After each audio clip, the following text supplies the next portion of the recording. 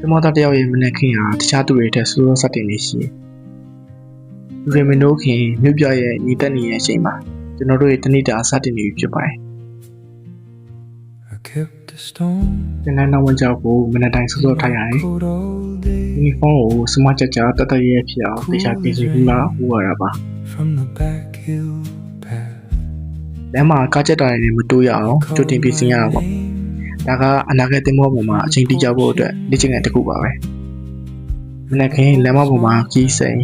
မြို့ပြရဲ့လူထမှုကိုငြင်းငြင်းလေးစောင့်ကြည့်ရတာကျွန်တော်တို့စိတ်ကိုပေါ်ပါစေပါတယ်သင်တန်းကတော့မနက်9:00နာရီကနေညနေ4:00နာရီအထိ theory ရောလက်တွေ့ပါသင်ခန်းစာတွေနဲ့စီကံတွေညမှာကျွန်တော်တို့ဖြတ်သန်းရပါတယ်တခါတလေပြင်ပန်းပေမဲ့စီကံပုံမတင်းကျပ်လေးအနာဂတ်ပင်လေးမှာကျွန်တော်တို့ပို့ပြီးတော့အဆင်သင့်ဖြစ်လာလေးတွေမဟုတ်လားပင်လယ်ပြင်ကြီးစီမရောက်ခင်ဖြတ်သန်းရတဲ့ဒီနေ့ရက်တွေဟာတကယ်တော့ကျွန်တော်တို့ရင်မှန်းချက်စီကိုပလန်ချင်းတိုးနေရဖြစ်ပါတယ်ရောက်ရမယ်ပန်းနိုင်ကိုရှိသမျှဒီစူးစမ်းမှုတွေက